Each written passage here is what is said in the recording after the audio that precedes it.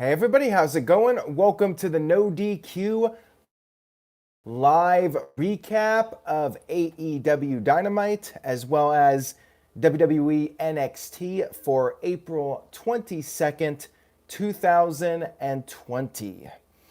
Last Wednesday was very hectic. Of course, Black Wednesday with all the releases.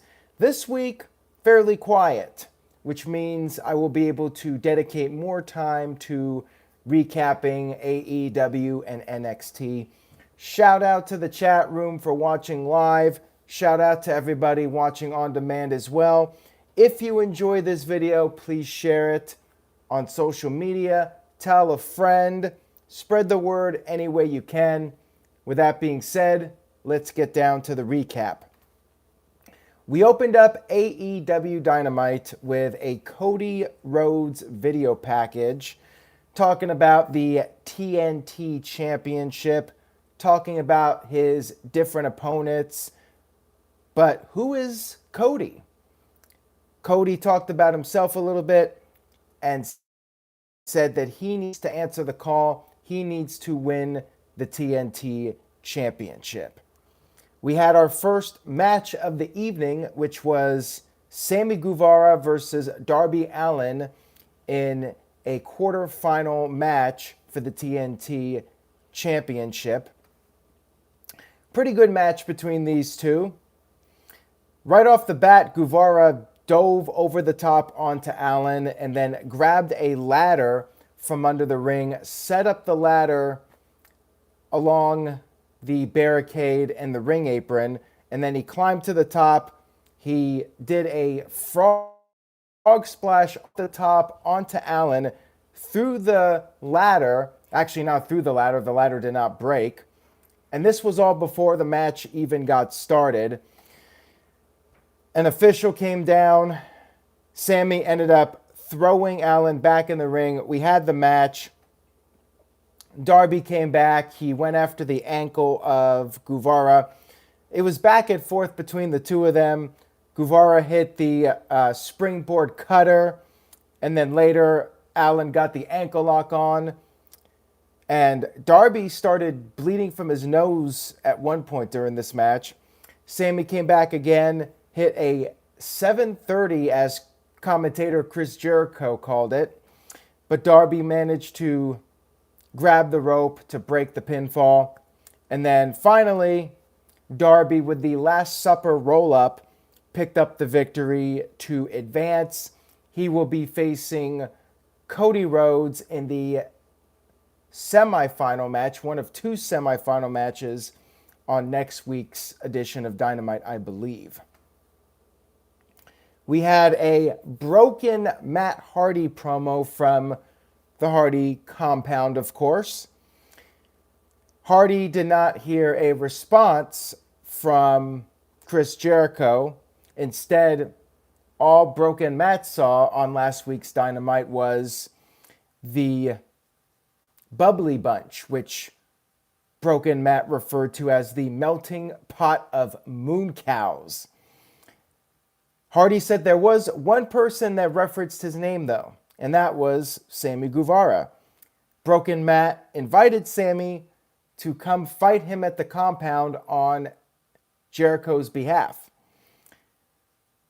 Then Broken Matt said maybe Jericho would be willing to confront Broken Matt if it was actually the human vessel Matt Hardy and not Broken Matt, the essence. We then had regular Matt Hardy cut a promo and talk about how AEW is a platform for the future, and he is going to kick Sammy's ass if Sammy accepts the challenge. And furthermore, Matt Hardy will kick the asses of all the Inner Circle members until he finally gets to Chris Jericho. We had a video package with Taz breaking down Kenny Omega's signature moves, such as the V-trigger. Pretty cool little video here. I liked it. Good way to utilize Taz, in my opinion. We had Kenny Omega versus Alan Angels. Angels actually got a little bit of offense. This wasn't a total squash match. Omega picked up the victory, though, after hitting not one but two V-triggers. And Buddy in the chat room, I am going to recap NXT. I'm doing one at a time now. At first, I was going back and forth, and I switched to doing one at a time just because people were saying it's better if I focus on one show at a time. Some people are saying I should, again, separate AEW and NXT. Let me know in the chat room. Should I do that? Should I do one show for one stream and one show for another stream? Should I take a break until after this whole coronavirus thing ends and we get arena shows again? Looking for your guys' feedback on these live streams. So leave a comment and let me know. Scorpio Sky had a video package, which I thought was really good. This was the first video package. There will be a part 2, I believe, next week. Scorpio talked about how he's always been a fan of wrestling and he always wanted to be a wrestler. He did not want to be a doctor or anything else. Wrestling was his goal. Unfortunately, he suffered an injury that almost ended his career. But he was able to come back from that, and he struggled. He struggled to make a name for himself, but then finally, end of 2017, SCU was formed. And that's when we got the end of the segment and the cliffhanger. What happened once SCU got going? We'll have to tune in and see part 2 next time.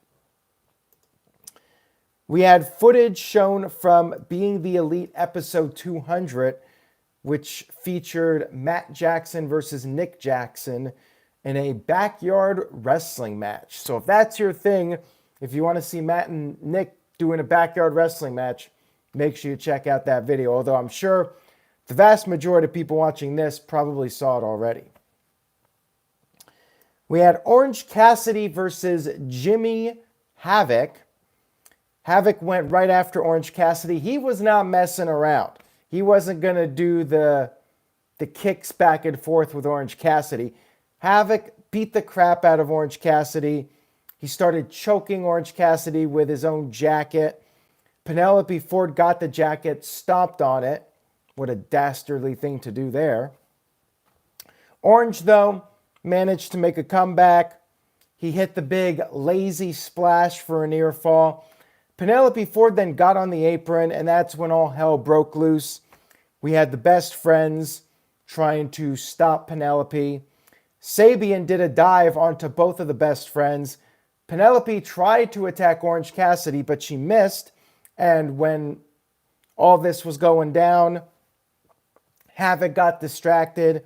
Orange Cassidy pinned Jimmy Havoc to score the victory, but then was immediately attacked by the heels after the match. And then later on backstage in the gym area, the best friends challenged Jimmy Havoc and Kip Sabian to a tag team match, which I believe will take place on next week's show. We had MJF cut a promo from his home, I presume. His arm was in a sling, and he revealed that he suffered a hangnail while gambling. And that hangnail became life-threatening.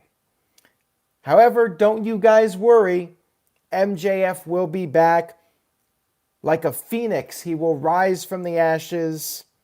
He's entertainment's hottest superstar, and he will become the AEW World Champion. We had Lee Johnson versus Wardlow.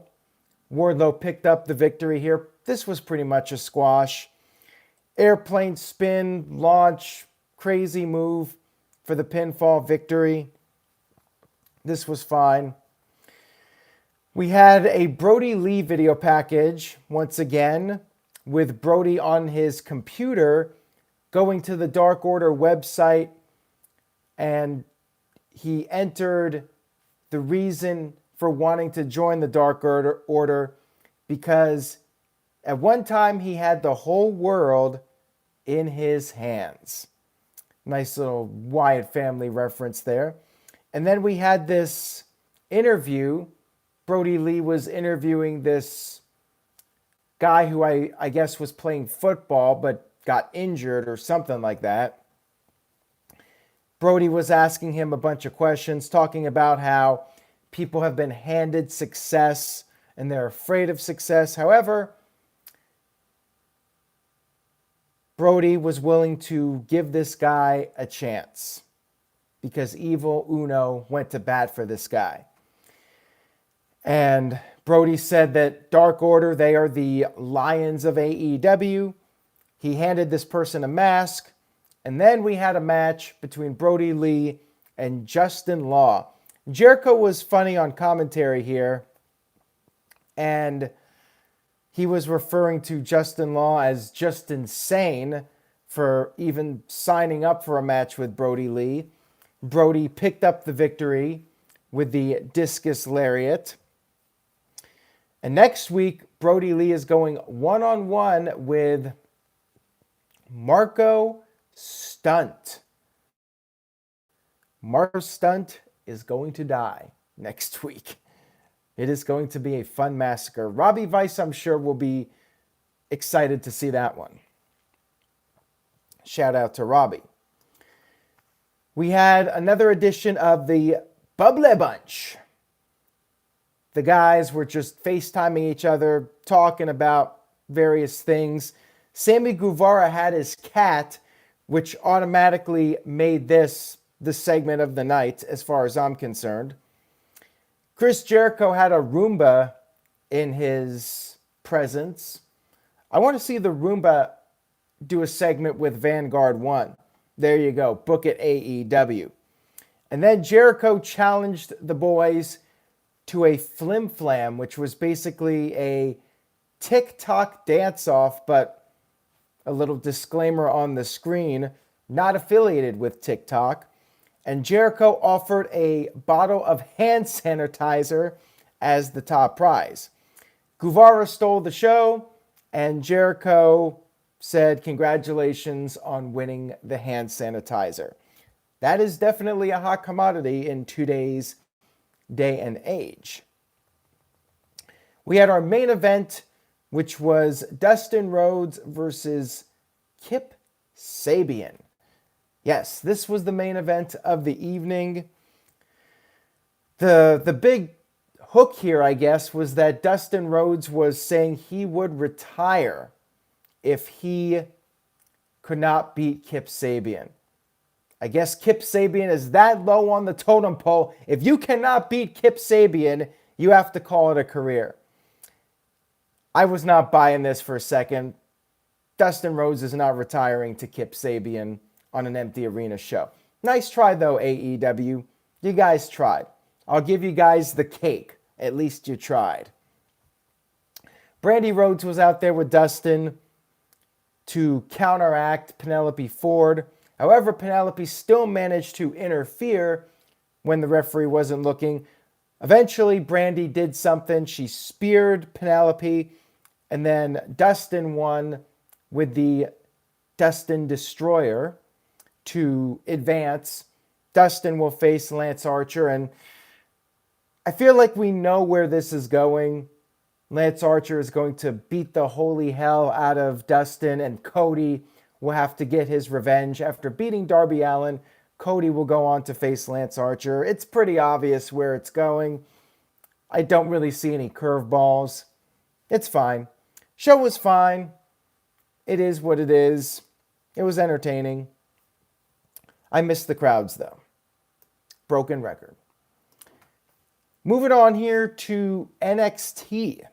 We kicked off NXT with a recap from last week, including the footage that I missed because I shut off the stream. I made sure to keep it on this time until both shows moved on to something else. Both stations, I should say. We had footage that was shown in the locker room area, Finn Balor was apparently attacked by somebody. There was an incident, as the announcers put it, and Balor was pulled from his main event match against Velveteen Dream. Nice bait and switch there. I was looking forward to this, so I'm a little bummed out we did not get to see Velveteen Dream versus Finn Balor. Anyways, Velveteen Dream came to the ring, and he mocked the introduction of Finn Balor, the taunt on the turnbuckle. Dream cut a little bit of a promo, so he got stood up by Finn Balor, and that's when Adam Cole, baby, came out and said that Dream is trying to weasel his way into a title match, and Cole said he has no idea what happened to Finn Balor, but he does know what is going to happen to the Dream. And that led to the Undisputed Era attacking Dream. Keith Lee made the save, setting up a tag team main event for the evening, which I guess is a nice substitute, but still, I wanted to see Balor versus Dream. I'm a little bummed out about that. We had Shotzi Blackheart and Tegan Nox up against Dakota Kai and Raquel Gonzalez. It was an okay match, not much to it.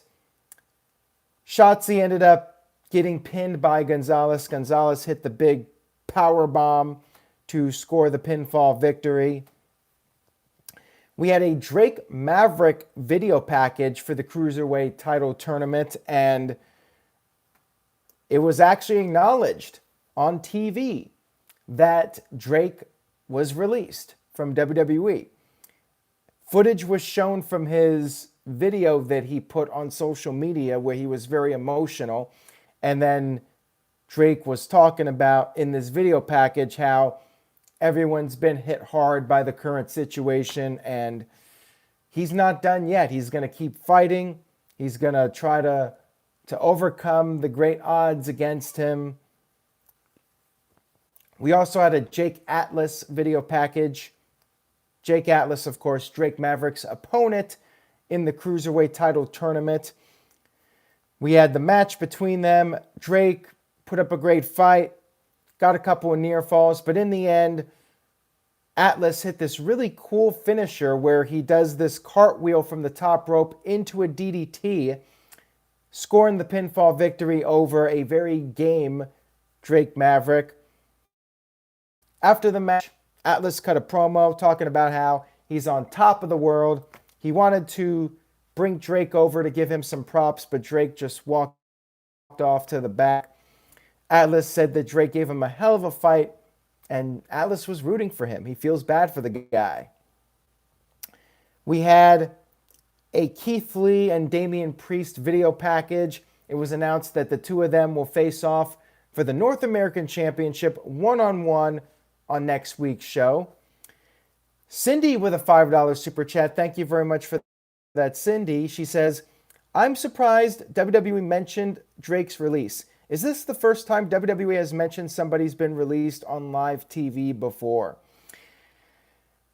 I think so. The closest thing I could remember would be Dean Ambrose, but he wasn't released. He was a bit of a different scenario. He was not going to renew his contract with WWE. He was going to leave the company. But yeah, I think this is the first time somebody was announced as being released and then appeared on WWE television, and the company actually acknowledged he's being released, and the company is turning a release into a storyline. I don't think this has ever been done before, to my knowledge. Something to this degree. Maybe he'll come back. It's an interesting storyline for sure. And there's more to this, which I'll talk about in a few minutes here. Thank you again, Cindy. We had Kushida versus Tony Nese in another Cruiserweight title tournament match. And keep in mind that these are brackets. This is not a traditional tournament. So Drake is not out. Drake has 2 more matches with the other people in bracket A. He still has a chance, I guess, to to win this thing, I suppose, if he ties somebody else. We had Kushida versus Tony Nese. Nese got a near fall with a 450, but in the end, Kushida won with an arm submission. Decent match between these two. This was fine, although not really invested that much in either guy. Funny enough, the guy I'm the most invested in this tournament is Drake Maverick, and the guy's been released. Crazy, huh? He's going to end up being the star of this whole thing. So I wonder if WWE is going to bring him back. Very bizarre. Very surreal. We had a Matt Riddle backstage interview with his new partner, Timothy. Riddle did some of his humor. This was fine. Timothy Thatcher, we'll see if he can be the straight man and have that same chemistry as Pete Dunne. Only time will tell. We had maybe what was the best segment of the show, in my opinion. We had a Johnny Gargano and Candice LeRae promo from their home. We saw a picture of their wedding day, the photo hung up on the wall. And Johnny talked about how he has lived a fairy tale career, even though nobody thought he would be the heart and soul of NXT. However, Candice and him believed he would be the heart and soul of NXT. They were having this candlelight dinner. Candice brought them the food. Johnny said they're living reality. And he talked about how NXT has become a toxic wasteland where good people are taken advantage of, and being nice doesn't mean you get success. Johnny talked about all the autograph signings and kissing the babies, the typical heel promo where being a nice guy doesn't get you anywhere. But I like the delivery here.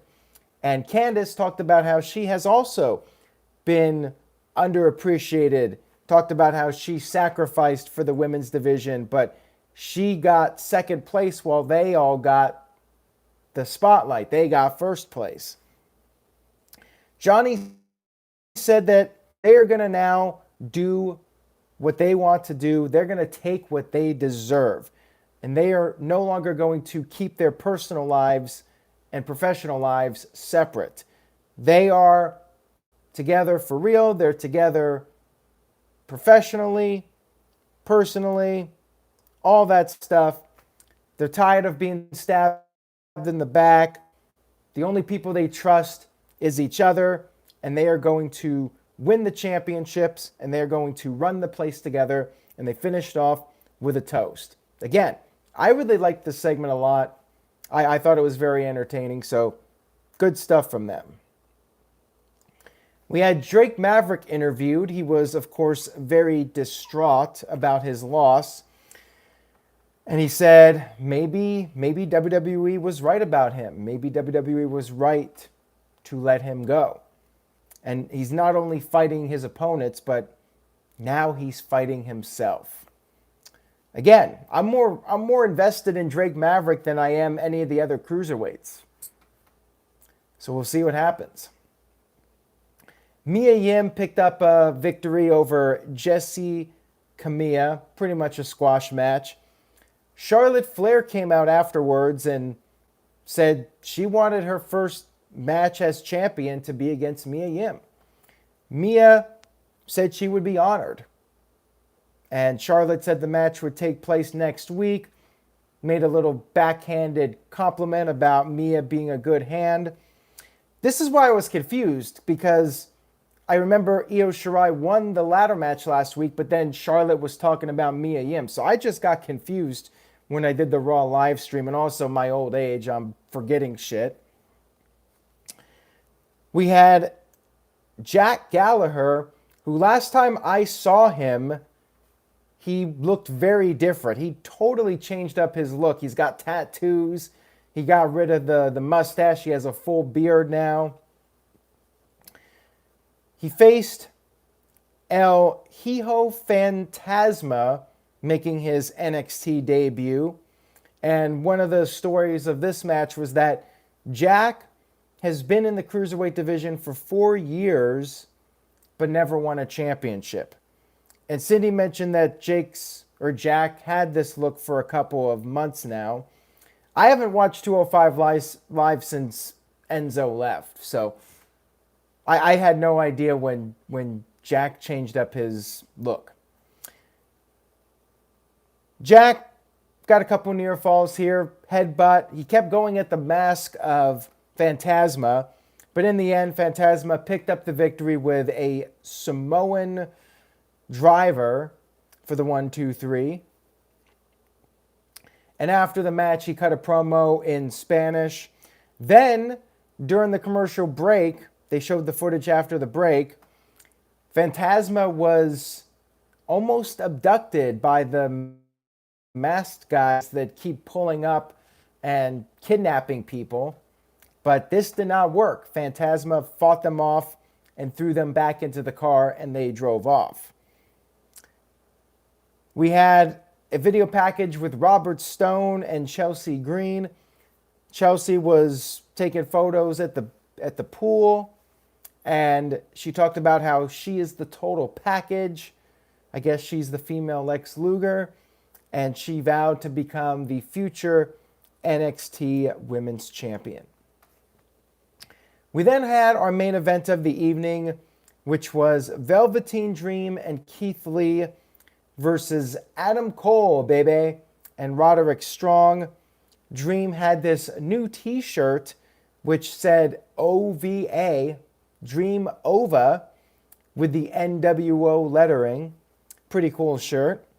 Bobby Fish was at ringside. He was quickly ejected from ringside by the referee, but as this was happening, we had Damian Priest show up with a baton, and he attacked Keith Lee. He jammed the baton into the throat of Lee. Referees came out, and it was determined that Keith Lee would not be able to compete in the match. And buddy, 205 Live has not been canceled. It was not aired for a couple weeks, and then they brought it back. So I guess they changed their minds about it. 205 Live matters, as Noah Foster will tell you.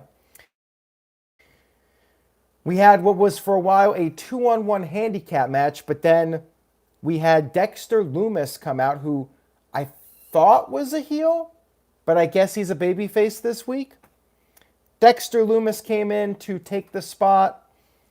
He got a hot tag.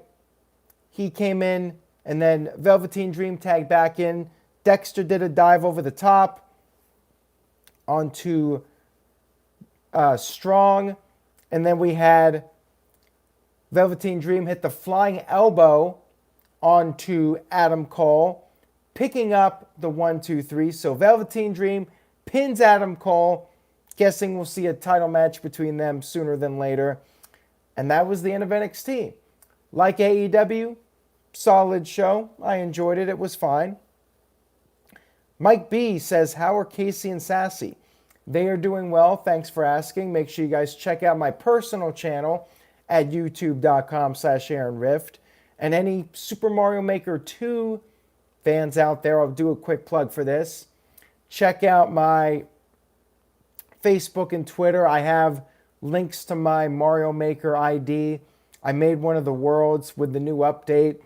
I have a new level on there from Super Mario 2 with the Super Mario 2 mushroom. Cindy says the course was very difficult. Yeah, my courses are a bit difficult for people. Like, a lot of them tend to have under 10%. I try to make them easy, but people still struggle with them. So you're not the only one, Cindy. I got to make my levels a little bit easier. Anyways, guys, that was AEW and NXT. I hope you enjoyed the review. If you did, please share it and spread the word. DJ Whitey with a $5 super chat. Thank you for that, DJ. He says, what's up, Aaron? Are you excited for Triple H's 25th year anniversary celebration? And we have another super chat from Ken, so don't go anywhere, folks. I'll be here for a few more minutes at least. What am I expecting from Triple H's 25th anniversary? Well, thank you for the super chat, DJ, and thank you, Ken. I'll get to yours in just a minute here. I believe it's going to be more than 1 week. I'm guessing they'll show footage, maybe Shawn Michaels. I mean, I would expect them to do something because the numbers are dropping, and this Triple H thing I feel is a way to try and get the numbers back up. I mean, it would make sense to have Shawn show up. Maybe we'll get Scott Hall or X-Pac. It would be cool to see at least Shawn, and I think Shawn would make sense since he's a producer and trainer. But yeah, I think Triple H will do some kind of promo. Maybe one of the heels will get in his face and somebody's going to get the pedigree. I mean, that's pretty much what I'm expecting. Not expecting any big surprises like The Rock or anything like that. Plus, I think WWE would announce The Rock if somebody of that magnitude was going to show up. So maybe Shawn. And Ken, terminated by Google, Super Chat says, on the review show tomorrow, are you guys going to talk about Triple H? WWE was promoting the hell out of him in their videos. I'm sure we will talk about it, although I think we'll talk more about it next week when we actually review the SmackDown where he appears. Let us know what you want us to talk about. This is your chance. For anybody in the chat room, I'm sure Virtue will take a look at this. If you guys have any suggestions for review topics, let us know, or even tweet Virtue and NoDQ on Twitter. NoDQ_Virtue, I think. One of those two. But tweet him, tweet me with any review topics that you would like us to talk about for this week's show. And I believe Big G will be coming back this week. He's been gone for a while. John Schlosser with a $2 super chat. Thank you for that, John. He says, would you be interested in Roman Reigns versus The Rock? Yeah, I would be fine with that. I know some people do not like the idea, but I think it's a no-brainer. I think it is one of the few dream matches that WWE can do. There's not that many left. And if The Rock's going to come back, you want to put him in there with the biggest star you got. And love him or hate him, that's Roman Reigns. If The Rock's coming back, I really don't see him facing anybody else other than Reigns. One guy he hasn't faced yet, and he's the guy that WWE's pushed the hardest over the past 5 years. So, to me, it's a no-brainer, and they're family. So, yeah, I would be interested in seeing it if they do it. It would be a fun match. It would be a match that's right up there with Rock and Cena. Maybe not to that level, but would still be a pretty big deal. Nick, No DQ review is 7 Eastern every Thursday night. So mark it on your calendar because I know some of you are not getting the notifications. And that's unfortunate. That's a YouTube issue. They forced Studio on us. They got rid of the old classic uploading format and video manager, and they don't even have it so people get the notifications. You guys also have to make sure you turn on the bell to get notifications. Hit that bell icon if you haven't already. And of course, you can follow NoDQ at NoDQ_DOTCOM because I'm always tweeting out the links to the video roughly an hour to 2 hours before the live stream starts. I agree, Kayfabe Candy Ass. Every YouTube change is always bad. I agree.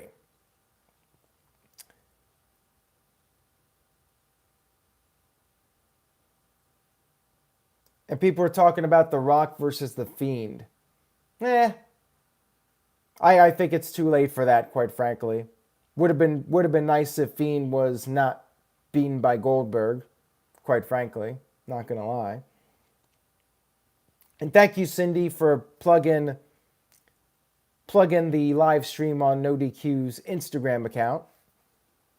Oh, sorry, Ken. I was just reading a couple of the comments here. That's why I went silent for a second. All right, guys, on that note, I will go ahead and wrap up the live stream. Thank you all so much for watching. See you guys for the No DQ review live stream with the crew. And then Friday night, SmackDown live stream. Stay tuned to NoDQ.com for the very latest regarding Money in the Bank and everything else in the world of wrestling. Have a great night, everyone. Take care of yourselves. Continue being safe. Stay home. Be smart. And I will see you guys next time.